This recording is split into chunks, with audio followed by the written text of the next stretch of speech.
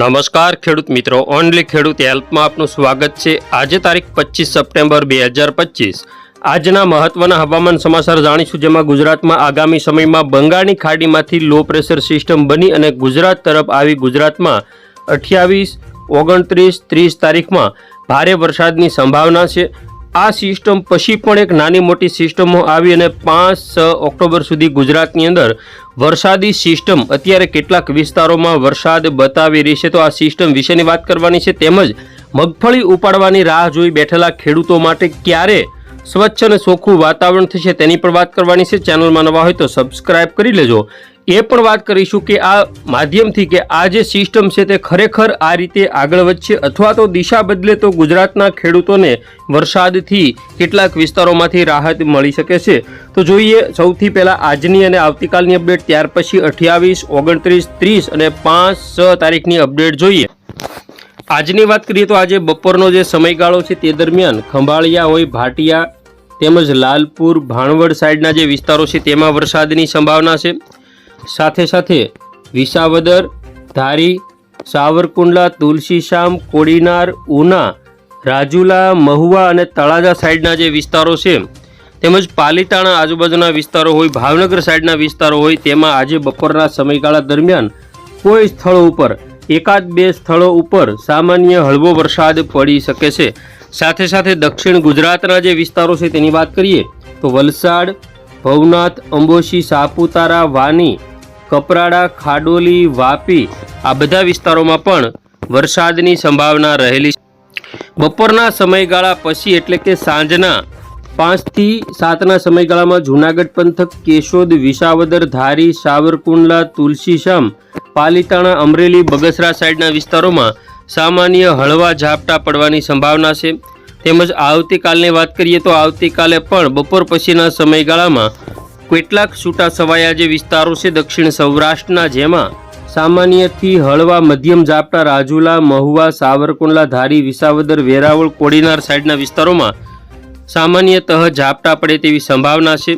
તો દક્ષિણ ગુજરાતમાં થોડી તીવ્રતા વધવાની પણ ધારણા છે, જેમાં ખાસ કરીને કોસંબા આજુબાજુના જે વિસ્તારો છે તેમજ સુરત સાઈડના વિસ્તારો છે, બારડોલી, તાપી આજુબાજુના વિસ્તારો, નવસારી તેમજ જે બિલીમોરા, વાંસદા, ડાંગ, સાપુતારા, ભવનાથ, અંબોશી, વલસાડ, વાપી, ખાડોલી, કપરાડા, વાની આટલા વિસ્તારોમાં વરસાદની સંભાવના આવતીકાલે પણ રહેલી છે। વાત કરીએ 27 તારીખની તો 27 તારીખે સવારના સમયગાળાથી જ સિસ્ટમની જે અસર છે તે દક્ષિણ ગુજરાત સુધી પહોંચી શકે, કારણ કે સિસ્ટમનું વિશાખાપટ્ટનમ આજુબાજુ કેન્દ્ર બિંદુ હોય ત્યાંથી તેનો જે ટ્રફ છે તે આ રીતે ફેલાય અને દક્ષિણ ગુજરાત સુધી આપણને જોવા મળશે। સૌરાષ્ટ્રના પણ કેટલાક વિસ્તારો છે, કેશોદ, માંગરોળ, વેરાવળ, તુલસીશ્યામ, ઉના, કોડીનાર આ બધા વિસ્તારોમાં પણ વરસાદની સંભાવના છે। દક્ષિણ ગુજરાતમાં પણ વરસાદ જોવા મળશે તે વિસ્તારોની વાત કરીએ તો બિલીમોરા, વાંસદા, ડાંગ, ભવનાથ, અંબોશી, સાપુતારા, વાપી, વલસાડ આ બધા વિસ્તારોમાં પણ વરસાદ આપણને જોવા મળશે। તો આ રીતે સિસ્ટમ જે ગુજરાત તરફ આવી રહી છે તે અત્યારે ખેડૂતોને ભારે નુકસાન કરી શકે, કારણ કે મગફળીનો પાક તૈયાર છે ત્યારે 28 તારીખથી દક્ષિણ ગુજરાતમાં વરસાદની તીવ્રતામાં ખૂબ જ વધારો થશે, જેમાં મધ્ય ગુજરાતના નડિયાદ હોય, ગોધરા હોય, દાહોદ હોય, વડોદરા, છોટાઉદેપુર, અલીરાજપુર, અમોદ અને દક્ષિણ ગુજરાતના જે ભરૂચ, નર્મદા જિલ્લો છે તેના તમામ વિસ્તારો, સુરત તેમજ તાપી જિલ્લાના તમામ વિસ્તારો, વલસાડ, નવસારી અને ડાંગ જિલ્લાના પણ તમામ વિસ્તારોમાં વરસાદની સંભાવના છે।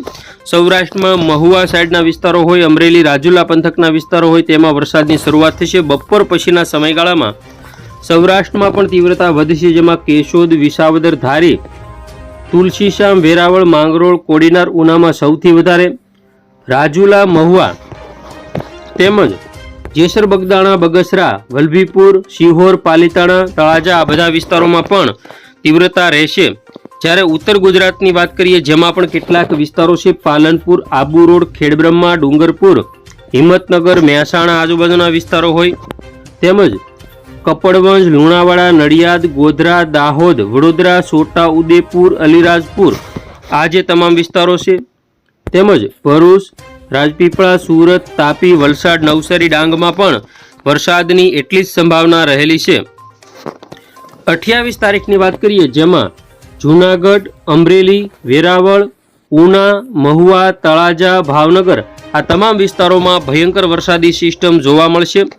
સાથે સાથે સાંજના સમયગાળા દરમિયાન અમદાવાદ, કપડવંજ, લુણાવાડા, ગોધરા, નડિયાદ, ખંભાત, વડોદરા, છોટાઉદેપુર, હિંમતનગર, મહેસાણા, બનાસકાંઠા, સાબરકાંઠા, ભરૂચ, નર્મદા આ તમામ વિસ્તારોમાં પણ તેની અસર જોવા મળશે. રાત્રિના સમયગાળા દરમિયાન સૌરાષ્ટ્રના મોટાભાગના વિસ્તારો મોરબી, સુરેન્દ્રનગર, રાજકોટ, બોટાદ, ભાવનગર, અમરેલી, ગીર સોમનાથ તેમજ ઉત્તર ગુજરાતમાં રાધનપુર, મહેસાણા તેમજ હિંમતનગર, સુઈગામ, થરાદ, ધાનેરા, અમદાવાદ, વડોદરા, નડિયાદ, ધોળકા, ખંભાત, સુરત, વલસાડ, નવસારી, ડાંગ, તાપી આ બધા વિસ્તારો. 29 તારીખની વાત કરીએ તો કચ્છના વિસ્તારોમાં પણ સિસ્ટમ પહોંચી શકે. રાપર, ગાંધીધામ અને ભુજમાં વરસાદ. તો ઉત્તર ગુજરાતના જે વિસ્તારો છે જેની વાત કરીએ થરાદ હોય, પાલનપુર, ખેડબ્રહ્મા, હિંમતનગર, મહેસાણા, રાધનપુર આ બધા વિસ્તારોમાં પણ વરસાદ આપણને જોવા મળશે. મધ્ય ગુજરાતમાં પણ વરસાદ જોવા મળશે. સૌરાષ્ટ્રના તમામ વિસ્તારો મોરબી જિલ્લો, જામનગર જિલ્લો, પોરબંદર જિલ્લો, રાજકોટ જિલ્લો, સુરેન્દ્રનગર તેમજ બોટાદ, ભાવનગર, અમરેલી, ગીર સોમનાથ તેમજ દ્વારકા સુધીના વિસ્તારોનો સમાવેશ થશે. સિસ્ટમ ખંભાતના અખાતની નજીક હશે ત્યારે ભારે પવન પણ ફૂંકાઈ શકે છે. ડિપ્રેશન સિસ્ટમ બની શકે. સૌરાષ્ટ્ર, દક્ષિણ ગુજરાતમાં ભારે પવન સાથે વરસાદની સંભાવના ગણી શકાય.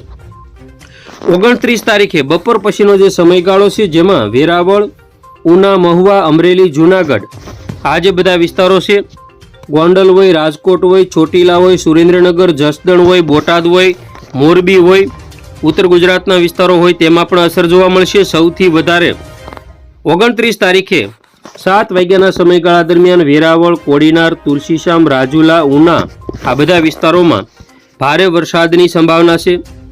30 તારીખની અપડેટ જોઈએ જેમાં સૌથી વધારે સૌરાષ્ટ્રના વિસ્તારોમાં વરસાદ જોવા મળશે. 1 તારીખે દ્વારકા, પોરબંદર સાઈડના વિસ્તારોમાં, જામનગર સાઈડના વિસ્તારોમાં ભયંકર મેઘ તાંડવ થઈ શકે છે. તો આ રીતે સિસ્ટમ કચ્છમાં પણ 1-2 તારીખની અંદર ભારે વરસાદની સંભાવના છે. ઉત્તર ગુજરાતના વિસ્તારો હોય તેમાં પણ વરસાદની સંભાવના છે. તો આ રીતે ગુજરાતમાં પડશે વરસાદ. ખાસ કરીને 2 તારીખની વાત કરીએ તેમાં મધ્યમથી હળવો વરસાદ.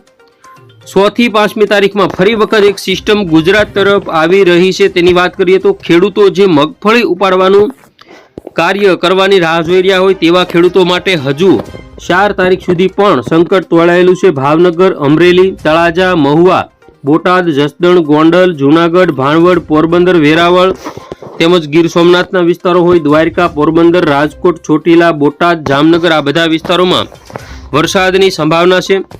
તો દક્ષિણ ગુજરાતના વિસ્તારો ભરૂચ, રાજપીપળા, સુરત, તાપી, વલસાડ, નવસારી, ડાંગ તેમજ અમદાવાદ, કપડવંજ, લુણાવાડા, ગોધરા, દાહોદ, છોટાઉદેપુર, વડોદરા, નડિયાદ, ધોળકા તેમજ હિંમતનગર, મહેસાણા સાઈડના વિસ્તારો હોય તેમાં પણ ભારે વરસાદની સંભાવના છે.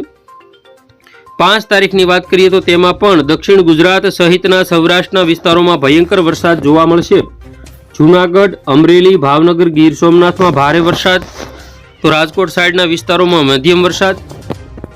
ભરૂચ, રાજપીપળા, સુરત, તાપી, વડોદરા, છોટાઉદેપુર, વલસાડ, નવસારી, ડાંગ કે જેમાં 5 થી 6 તારીખમાં ભારે વરસાદની સંભાવના છે. તો આ રીતે 6-7 તારીખ સુધી ખાસ કરીને વરસાદી સિસ્ટમ એક્ટિવ રહેશે. તો 8 તારીખ પછી વાતાવરણમાં ખાસ કરીને વરસાદી સિસ્ટમ ન બને તેવું અત્યારે જણાઈ રહ્યું છે. તો 8 ઓક્ટોબરથી લઈ અને દિવાળી સુધીની અંદર મગફળી ઉપાડવાનું કાર્ય સારી રીતે થઈ શકશે તેવું લાગી રહ્યું છે. તો આ રીતે ગુજરાતની અંદર વાતાવરણ અંગે આગામી 29 તારીખ આજુબાજુ સંપૂર્ણ ખ્યાલ આવશે. સિસ્ટમ કઈ રીતે આગળ વધશે, મજબૂતાઈ સાથે આગળ વધે અથવા તો ધીમી ગતિએ આગળ વધે અથવા તો દિશામાં પરિવર્તન થાય, વધુ મુંબઈ આજુબાજુથી અરબ સાગરમાં તે સિસ્ટમ પહોંચી જાય તો સૌરાષ્ટ્ર અને લાભ કરતા ખાસ કરીને જે રાહત મળી શકે છે ખેડૂતોને મગફળી ઉપાડવાનું કાર્ય કરવાની થોડી ધારણા રહેલી છે. આવનારી સિસ્ટમો અંગેની લાઈવ અપડેટ આપણે જોતા રહીશું. જે આગામી વાવાઝોડું બનશે, સાયક્લોન બનશે, ડીપ ડિપ્રેશન બનશે તેની પણ અપડેટ લાઈવ આપવામાં આવશે. તો ખેડૂત મિત્રો આ રીતે જોઈએ હવે આપણે પવનની ઝડપ કેવી રહેશે. આજની વાત કરીએ તો 20 થી 22 સુધીની પવનની ઝડપ રહેશે. આવનારા સમયમાં 3 દિવસ સુધી હજી પવન ફૂંકાવાની શક્યતાઓ નથી. 28 તારીખની વાત કરીએ જેમાં 40 થી લઈ 42 કિલોમીટર પ્રતિ કલાકની ઝડપે જામનગર, પોરબંદર, જૂનાગઢ, ગીર સોમનાથ આ બધા વિસ્તારોમાં પવન જોવા મળશે. તો 29 તારીખમાં સિસ્ટમ ખંભાતના અખાતની નજીક હશે ત્યારે દક્ષિણ ગુજરાતમાં વલસાડ, ડાંગ 46-47 કિલોમીટર પ્રતિ કલાક, વેરાવળ, ઉના સાઈડ 40 થી 45ની ઝડપે જોટાના પવનો ફૂંકાતા જોવા મળશે. આગામી 30 તારીખની વાત કરીએ, જેમાં સૌરાષ્ટ્રના વિસ્તારો છે ઉનાથી મહુવા, તળાજા, સુરત, તાપી, વલસાડ, નવસારી, ડાંગ, ભરૂચ આ બધા વિસ્તારોમાં 50 આજુબાજુની પવનની ઝડપ જોટાના પવનોની રહેશે. પહેલી બીજી તારીખમાં પણ પવનની ઝડપ રહેશે. તો 29, 30 અને પહેલી બીજી તારીખમાં ભારે પવન સાથે વરસાદની સંભાવના ગણી શકાય.